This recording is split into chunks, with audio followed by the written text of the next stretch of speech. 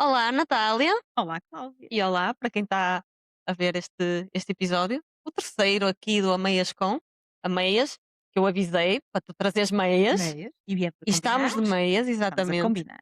Como é que estás? Estou bem, quero começar por agradecer este convite que me fizeste. Foi muito bom, não é? Tu sabes que és uma pessoa que foi especial na Foi, minha carreira. foi.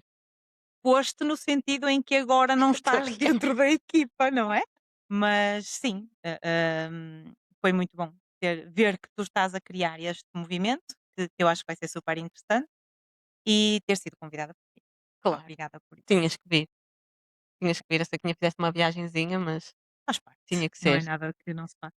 Olha, eu fazendo aqui um extrazinho, eu agora trouxe uns apontamentos, não é? Porque estamos sempre em melhoria contínua, como tu sabes, não é? E tu Sim, trabalhas, já vamos falar sobre isso, com a cabeça das pessoas, com as emoções das pessoas, com a vida delas, estamos sempre em melhoria contínua, portanto é natural. Não vou fazer de conta que isto não está aqui, é para eu me guiar e para eu conduzir melhor a a nossa, sessão. a nossa conversa, ok? Mas começando pelo início, quem é a Natal?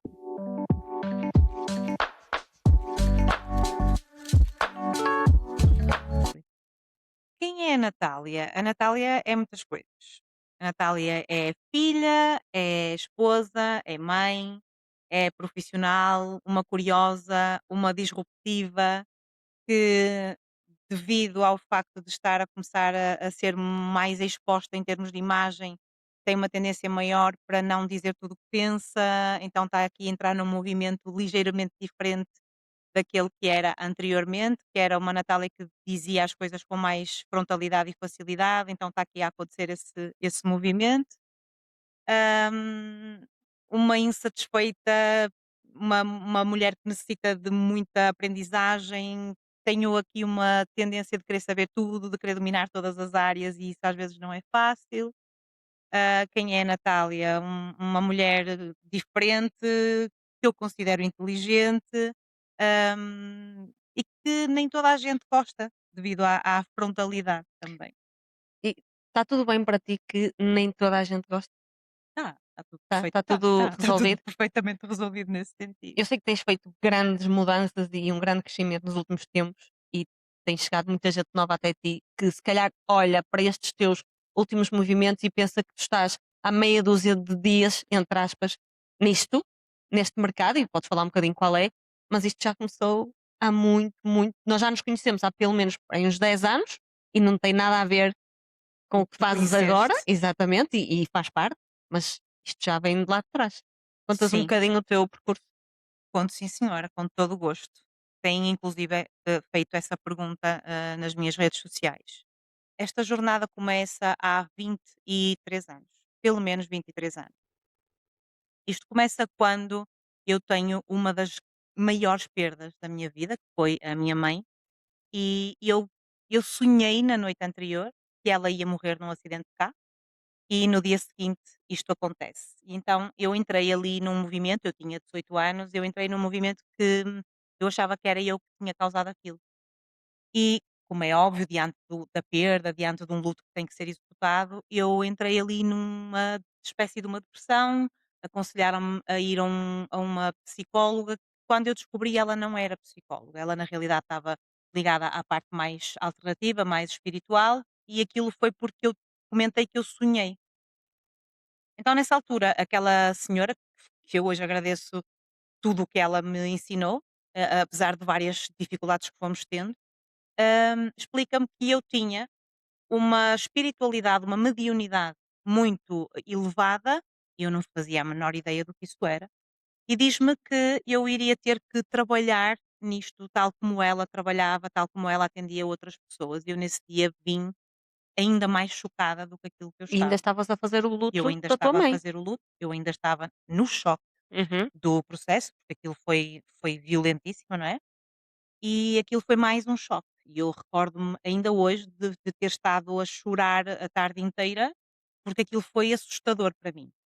Entretanto, ela mandou-me uma mensagem uns dias à frente a dizer que ia fazer uma formação de tarot e eu sempre gostei muito destas coisas. Eu já em criança tinha tendência para os signos, para o esotérico e assim foi. Eu fui participar naquele curso de tarot E daí, começou a surgir uma paixão por estas coisas, eu comecei-me a identificar, eu comecei a encontrar ali algumas respostas, veio o Reiki e a determinado momento ela convida-me para tomar conta do escritório dela, porque ela tinha que ir para o Brasil.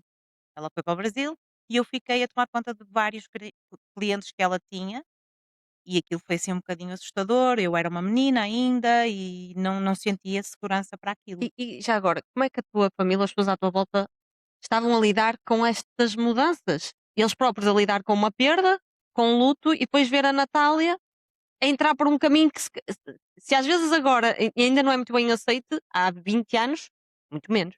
Certo. Não estavam a lidar.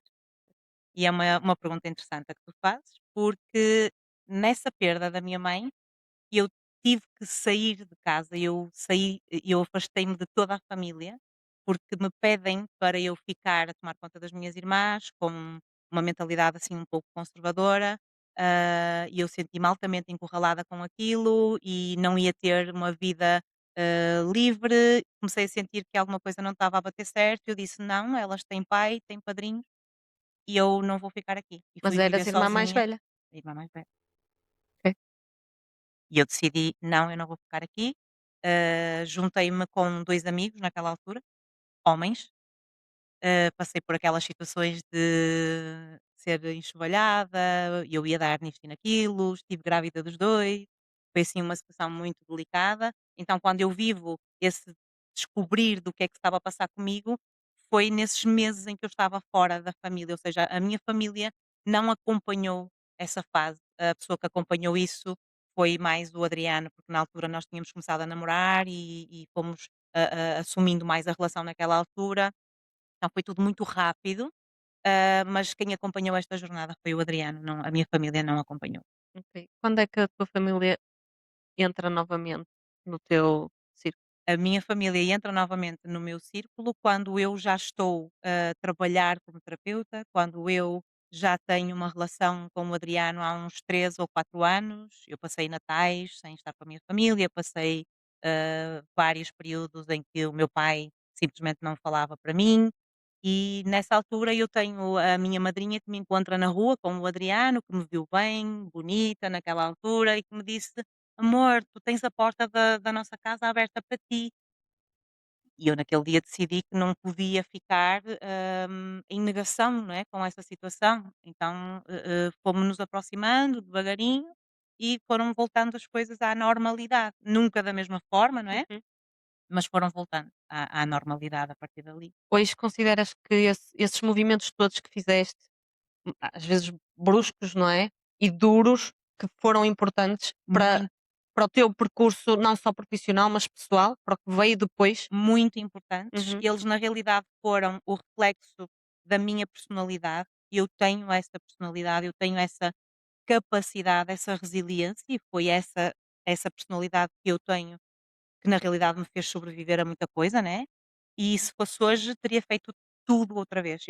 Eu falo sobre isto com algumas pessoas e eu digo: "Se hoje eu voltasse a passar por uma situação daquele nível, hoje eu faria exatamente tudo da mesma forma", porque aquilo foi que me fez chegar onde eu estou hoje. Se eu tivesse ficado a tomar conta das minhas irmãs, eu estaria a trabalhar numa fábrica. O meu avô dizia que mulheres não chegam a casa depois das 18h, então aquilo não iria nunca ter tido o caminho que teve até aqui, sem dúvida. Boa. Voltando um bocadinho, estavas a falar que começaste com o tarô, com a astrologia, e quando eu te conheci Era isso. era isso. Como é que tu chegas àquilo que tu fazes hoje, de forma geral, que é com as constelações, é sistémica, como é que isso acontece? Acontece no processo de necessidade de perceber mais. Cada Uhum. cliente que chegava trazia um desafio. Eu começo com o tarô e o tarô começou a não me satisfazer porque as pessoas ficaram dependentes de previsões. Aquilo estava-me a incomodar profundamente, então eu fui fazer um curso de astrologia. A astrologia traz-me aquela certificação, traz-me aquela orientação, que ainda que a minha intuição muitas vezes fosse o que estava a falar, dava-me certezas de que a pessoa ia achar que era do mapa que estava ali, não é? Só que a determinado momento vinham desafios que a própria astrologia não respondia. Então vem a necessidade de fazer a hipnoterapia, para trabalhar traumas, para trabalhar aquelas situações. Depois começa a vir uma série de situações que eu não tinha resposta. E eu comecei a ficar muito curiosa com naquela altura, aquilo para aí há uns 10 anos atrás, começaram a falar muito das constelações familiares, e eu tinha uma curiosidade muito profunda. Até que aparece um curso, que na altura foi a Joelma Duarte, a quem eu agradeço tudo o que eu faço enquanto constelação familiar, e eu disse: "Eu quero fazer este curso". Eu não tinha dinheiro para o pagar, eu pedi dinheiro emprestado para o pagar.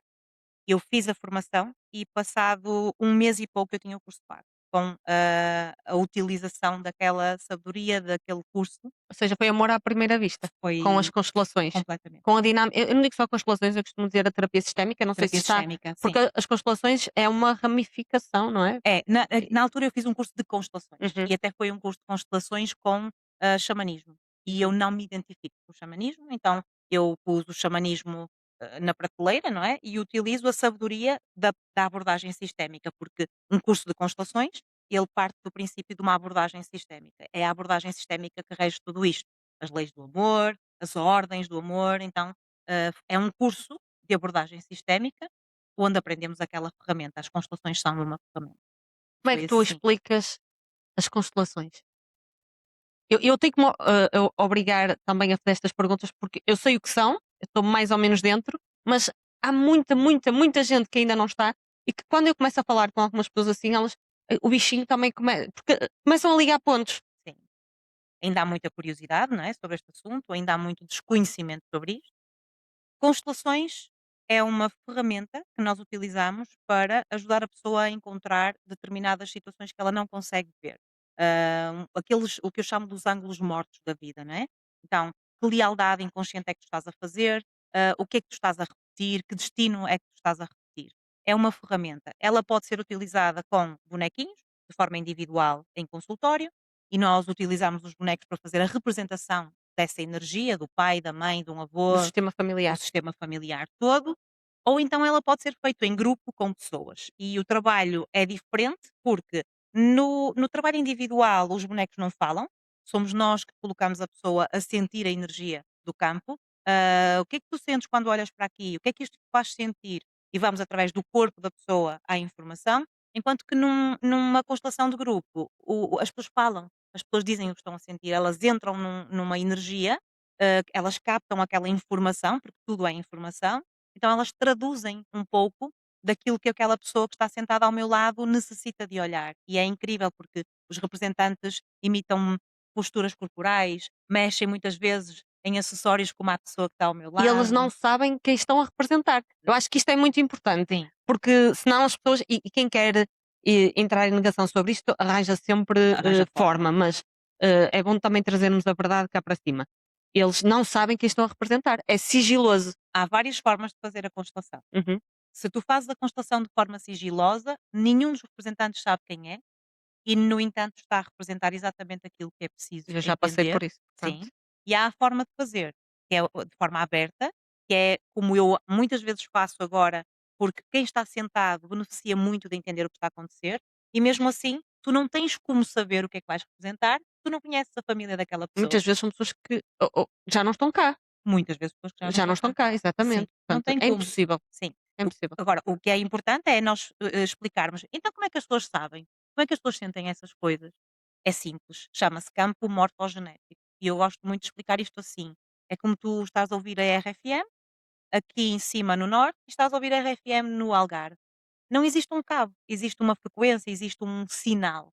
Então é basicamente isto. Nós somos energia, todos nós sabemos que nós temos energia e nós captamos essa informação através da nossa energia e automaticamente o corpo começa a sentir coisas. É uma frequência que tu captas. Somos seres sensíveis, mas muitos de nós não querem entender isso porque usa demasiado a racionalidade. Sim. Para quem é mais racional, não quer dizer que não funciona, funciona, mas se calhar uma constelação em grupo funciona melhor do que uma constelação com bonequinhos, porque não tem essa manipulação, entre aspas. Certo? Se a pessoa quiser estar em negação, no grupo ela não consegue. O grupo é mais impactante Uhum. e acaba por trazer uma sensação mais visceral, entende? É mais, leva a pessoa mais ao sentir.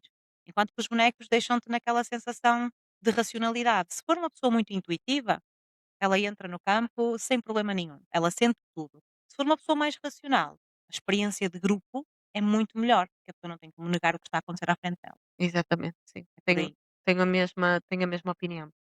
Tu neste momento tens, lá está, fazes as constelações em grupo, fazes os atendimentos individuais e depois tens eventos para grupos também, quer presenciais, quer online.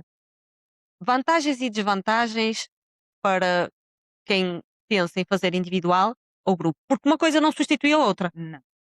Eu acho que isto também é importante. As pessoas, porque em grupo, ou se calhar não está tão virado para mim, ou individual para ninguém ver, para ninguém saber, e Sim, não tem nada a ver. nada a ver.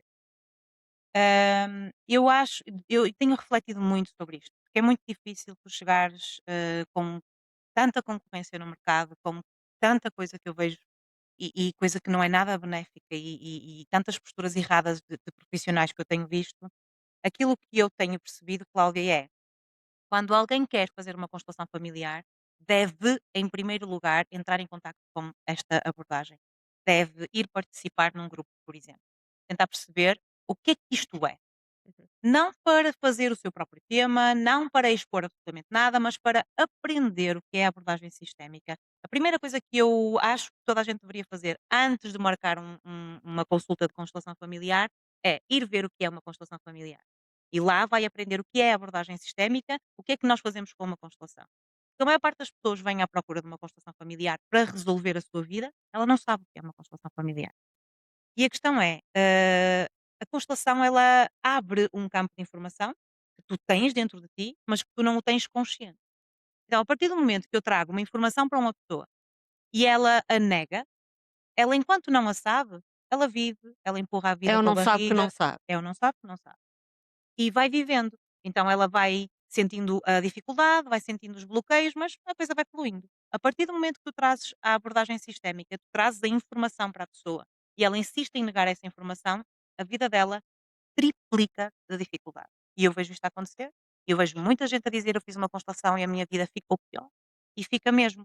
Porque a pessoa entra em negação com essa informação. Então, aquilo que eu peço nesta abordagem é responsabilidade com o que se vai fazer.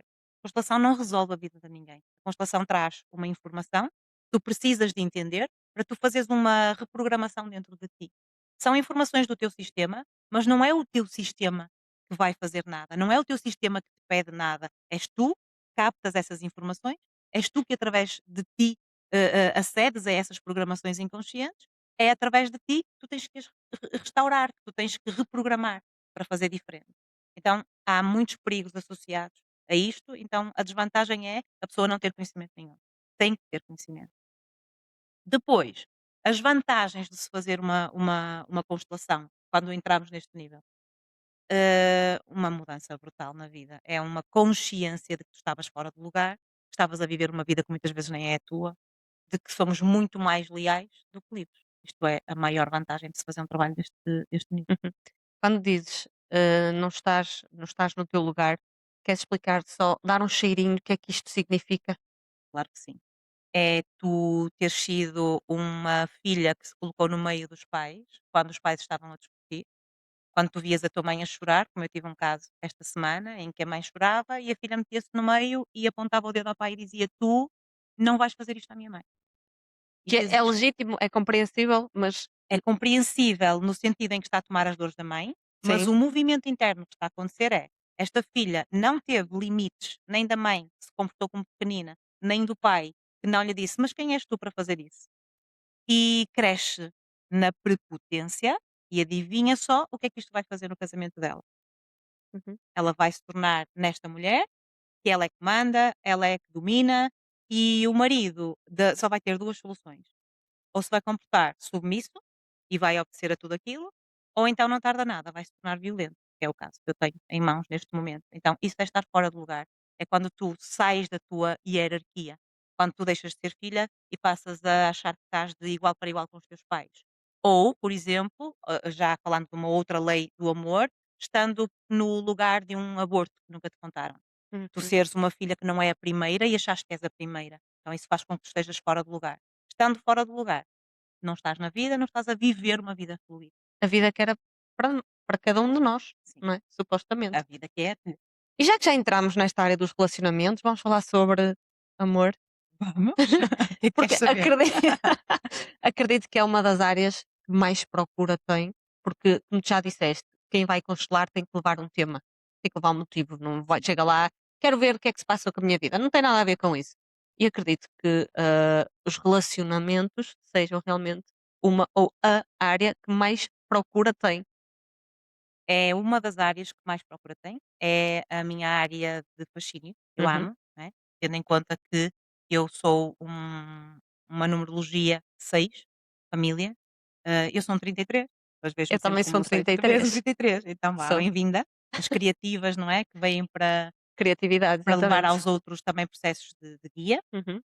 Só que vemo-nos muitas vezes como um 6. Então o 6 é isto, é a família, é o cuidado aos relacionamentos, sou filha de pais separados, a morte da minha mãe vem na sequência do divórcio dos meus pais Uhum. e dela ter tentado refazer a vida dela com outra pessoa, então foi por aí que isto tudo aconteceu. Então eu tenho como propósito de vida o trabalho dos relacionamentos. Amo. E sim, é das coisas mais procuradas, porquê? Porque é que eu não consigo encontrar um namorado? Porque é que eu atraio montes de parceiros e nenhum permanece na minha vida? Porque é que eu só atraio homens casados ou comprometidos? Então, os relacionamentos, sem dúvida, é dos temas mais procurados em consultório. E muitas vezes a constelação responde a essas questões? Responde sempre, Responde sempre. sempre. E suponho que queiras saber o que é que costuma acontecer, não é? Para estas dinâmicas. Então, tu tens um parceiro e esse parceiro é um espelho autêntico da tua arte. O teu Uhum. parceiro vai ser sempre um espelho da tua árvore. Vai trazer os desafios que a tua árvore tem. Vai-te espelhar o teu pai ou a tua mãe. Vais ter sempre esta dinâmica a acontecer com o teu parceiro. Até que tu entendas quais são as tuas feridas base e as trabalhes para que elas não escalem. E cada vez que o teu parceiro dá um berro, por exemplo, se for o caso, e tu entras numa dor profunda, tens de tentar perceber porque é que tu sentes isso. O que é que eu estou a sentir aqui? Então, o parceiro é a nossa maior proposta, quem diz parceiro diz parceira, Uhum. é a nossa maior proposta de desenvolvimento pessoal, porque A nos maior obriga experiência de a desenvolvimento maior pessoal que experiência. podemos ter. O Ok. marido e os E ao filhos, mesmo tempo desafiante. sim. Ok. Aqui durante a conversa já falaste nas leis do amor, ordens do amor, já não Ordens sei do muito bem. sim. Ordens do amor. Queres falar um bocadinho sobre ela? As ordens do amor partem do princípio que tu tens algumas coisas para respeitar, como por exemplo, não querer salvar os outros, não querer ser maior do que eles. Enquanto terapeuta, por exemplo, não querer ser mãe do teu cliente, manter sempre uma postura de não querer ser mãe do teu cliente e é respeitar basicamente as ordens, não é? Eu sou o terapeuta, tu és o cliente, eu não sou a tua mãe, Uhum. coisas deste género. Nem tentar salvar. Sim, nem tentar Ok. salvar ninguém. Quando atendes, acredito que também atendas casais, ou atendes mais Atendo só casais. mulher ou só homem? Graças a Casais, Deus já começam a vir os os casais casais, também, e sim. isso é extremamente importante, porque se for só um que começa a crescer e a tomar consciência e se o outro não acompanha. Isso, essa era uma das lutas, Uhum. até aqui, né? É muito recente a procura dos homens pelo trabalho casal, e eu trabalho com a abordagem sistémica no casamento. Eu não faço terapia de casal como um psicólogo Certo? convencional Sim, faz, eu aqui estamos a trabalho falar da com sistémica. base na abordagem Ok. sistémica sempre. A mulher vinha sozinha ou o marido vinha sozinho. E é impossível nós conseguirmos fazer um trabalho de ajudar um casal quando só um vem. O que é que nós podemos fazer quando só um vem? É explicar porque é que ele atraiu o outro parceiro. Então, a partir daí, envolver os 2 na metodologia. Ah, dá um ano para cá, tem-se percebido que os homens estão mais, envolvidos nestas coisas, na busca por ajuda, então tem vindo mais casais. Sim, agora sim começam a surgir Hum, casais. ok. Consegues dar-nos assim um, dois, três exemplos de problemas ou desafios que os casais mais apresentam? O mais comum é, o meu marido não comunica comigo, o meu marido, prioriza o trabalho. Não sai do sofá, e joga jogos de PlayStation, não assume o lugar de pai. Não é tão frequente os homens virem à terapia, serem eles a virem à terapia, portanto não há tanto, eu não tenho tanto a experiência da queixa que o homem traz, tenho mais a experiência da queixa que a mulher traz Uhum. para a terapia. Então a mulher queixa-se muito dos homens indisponíveis, dos homens que são, infantis, que não querem saber das responsabilidades, que não se ocupam dos filhos e que só trabalham, por exemplo, e que depois que não comunicam. Depois há aqui uma tendência muito profunda, ainda temos aqui algumas gerações para trás, que são muito fechadas e não exprimem emoções. Ninguém gosta de falar de dor, não é? Então não Uhum. se comunica. Os casais têm um grande problema que é A a comunicação. comunicação. Eu Sim, costumo dizer que é aquilo que é mais importante numa relação, é a comunicação. é. E a sexualidade, Sim. que é outro dos maiores desafios dos relacionamentos. Mas para chegar aí é preciso que também a comunicação esteja a fluir, não é? Claro, especialmente porque o homem funciona de uma forma, mais mental, mais fantasia, não é, mais intensidade, a partir do desejo. A mulher funciona muito daquela questão do ambiente, da forma como ela se sente cuidada, da forma como ela se sente nutrida. Então eu farto-me de ouvir mulheres dizer: "Como é que ele quer que eu depois à noite chegue à cama e me sinta disponível se ele não me ajuda a fazer isto, se ele não me ouve, se ele não conversa comigo?" Então a mulher usa muito também a sexualidade como arma de arremesso, é o que eu vejo muito a aparecer em consultório, mas nós costumamos dizer que a sexualidade é o motor de um casamento, Uhum, porque se tu não tens sexualidade, tu estás a viver com um amigo, uhum. e uma coisa é, estás a partilhar uma casa com um amigo, a partilhar despesas com um amigo, Está outra coisa assumido. é tu quereres, alimentar um relacionamento, o motor dos relacionamentos passam pela sexualidade e a comunicação. Já te aconteceu ou acontece com alguma frequência, estás a atender casais ou só um deles e perceberes, obviamente não vais dizer isso a eles, acho eu, e perceberes que, pá, isto já deu o que tinha a dar. Tá, não é só o amor, as pessoas pensam: "Eu amo a pessoa ama-me a mim, está resolvido". E há 1500 camadas desta cebola para uma relação dar certo, não é? Para durar 20, 30, 40 anos de forma saudável, porque também se ser de forma saudável também dura muitas vezes, Sim, não claro. é? Sim. Mas acontece tu cheira-te. Com certeza. Amar não chega, né? Certo? Nós tentamos de tudo para que este casal, se o casal se predispõe a vir à terapia, nós partimos do princípio que eles querem realmente ajuda. Uhum. Mas muitas vezes eles não sabem que o casamento já acabou. Não sabem, não querem aceitar, e estão com medo, se calhar, de olhar para essa realidade. E eu creio que um dos casos que recebi esta semana foi um pouco isso. Foi este casamento já acabou há muito tempo e aquilo que se ouvia era somente isto, porque nós estamos aqui pelos nossos filhos, nós estamos aqui pelos nossos filhos. E isto é muito grave. Uhum. Então, sim, há muitas pessoas que não têm a menor ideia de que o casamento já acabou e eu estou do lado de cá a perceber isto já não tem volta a dar. Mas dá para salvar um casamento, dá para fazer alguma coisa no sentido das pessoas modificarem o cenário? Dá, mas é difícil. Exige um caminho muito longo. E qual é o teu papel nessas situações? É mostrar o que cada um está a fazer no casamento, é mostrar o para quê daqueles parceiros. Foi a maior dificuldade que eu tive neste casal em específico, que é porque é que você atraiu este marido? Para que este marido veio à sua vida? E para que ele ter este comportamento mais agressivo consigo? O que é que acontece que leva este homem a ter este comportamento agressivo? Então, mostrar que de cada vez que ela se comporta como autoritária, como evasiva, ele vê nela o pai dele que foi violento. Isto não justifica, nem encobre Uhum. um ato de violência, porque a violência não tem, não pode haver abertura para a violência. Mas é importante nós compreendermos porque é que isto escala, não é? Porque é que isto chega a este nível. Então, este homem via naquela parceira esta dor que ele tinha. E esta parceira vê naquele homem a dinâmica que ela tinha lá atrás. Que é, ela é a prepotente, ela é a que quer mandar e a determinado momento ele não deixa. O meu Ele vai para papel o é lugar este. dele, ele vai para o lugar dele Se e for, ela, se for, mas ele indo, automaticamente mexe no lugar dela também, n- não? neste caso em específico, Uhum.